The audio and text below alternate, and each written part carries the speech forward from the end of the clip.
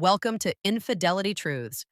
Before we dive into today's gripping story, please take a second to like this video and subscribe to our channel. Your support helps us create more thrilling stories just for you. Let's begin.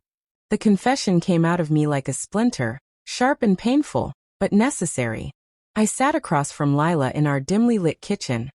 The hum of the refrigerator the only sound breaking the stillness. I told her about the kiss. It was a fleeting moment at a work conference, a reckless lapse with a colleague I barely knew.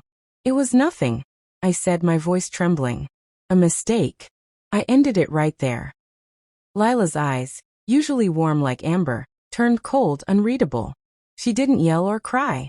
She just leaned back in her chair, her fingers tracing the edge of her wineglass, and said, "Okay." That single word felt like a blade. I waited for more, anger, tears, anything, but she stood, walked to the bedroom, and closed the door. I thought that was the end of us. 2 days later, Lila came back from her sister's place, her face softer but guarded. "I want to try," she said, setting her bag down. "But we need to work on this. Together." I nodded, relief flooding me like a tidal wave. I promised her everything. Counseling, transparency, whatever it took to rebuild. I thought we had a chance. I thought her forgiveness was real. But I missed the shift in her. The way her smiles never quite reached her eyes at first. It felt like we were healing. Lila became almost too attentive. She'd leave notes on the fridge. "Have a great day, love." She'd plan date nights, candlelit dinners in our cramped apartment. Her laughter brighter than I remembered. I thought it was her way of mending us, and I leaned into it, desperate to believe we were okay. But then the cracks started showing. It began with small things.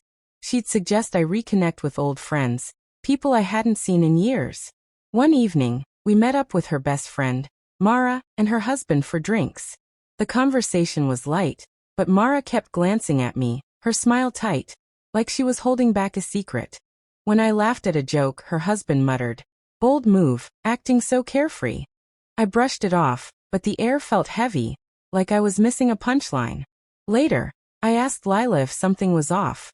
She squeezed my hand and said, "They're just protective of me. Don't worry." But I did worry. Then came the weekend. She urged me to visit my brother across state lines.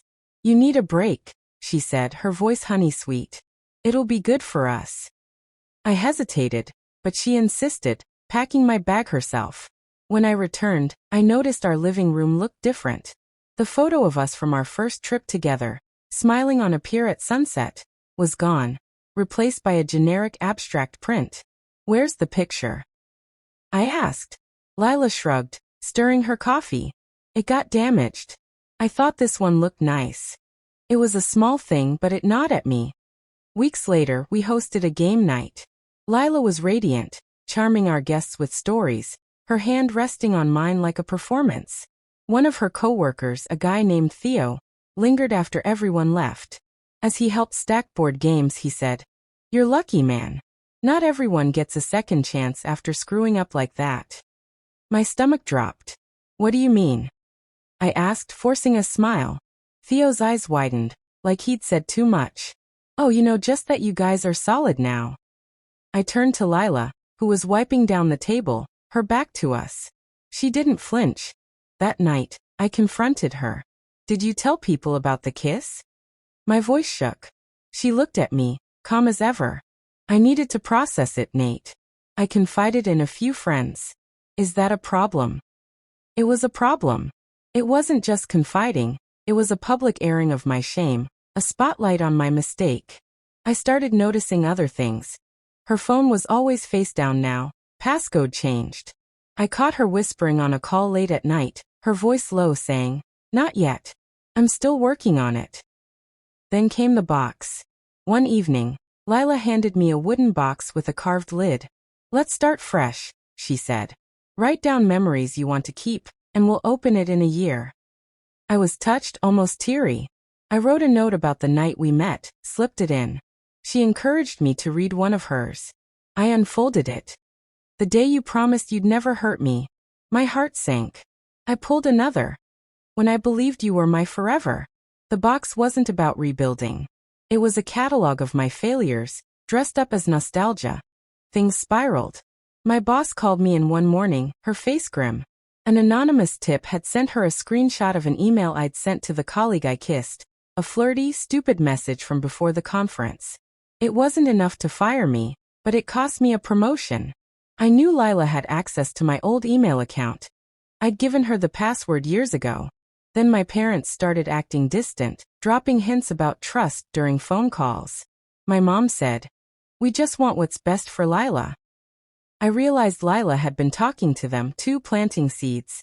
Desperate for answers, I borrowed her tablet one night while she slept. She hadn't logged out of a cloud account. There, in a folder labeled Moving Forward, I found it. A detailed log of my movements, screenshots of my texts, a draft letter to my boss with more evidence of my indiscretions, even a timeline labeled Accountability Plan. One note chilled me. Let him think he's forgiven. Build him up. Then let him fall. She wasn't healing. She was orchestrating. I left that night, grabbing only a backpack. I scrawled a note. "I'm sorry. I can't do this." I crashed at a friend's place, waiting for a call, a text, anything. Nothing came. A month later, a coworker sent me a link to a blog post. It was Lila's, titled, "Reclaiming My Strength: A Journey Through Betrayal." She didn't name me, but the details were unmistakable. She wrote about her pain, her resilience, her triumph. Comments poured in, praising her courage. She'd turned my mistake into her platform, my guilt into her redemption. That I don't know if Lila ever loved me again after that kiss. Maybe she did, in her own way. But her forgiveness wasn't about us. It was about control, about rewriting the story where she was the hero and I was the lesson. I'm still picking up the pieces, trying to trust myself again. Some betrayals are loud, a door slamming shut. Others are quiet, a script written in silence, played out in public. Lila's was the latter, and I never saw the final act coming.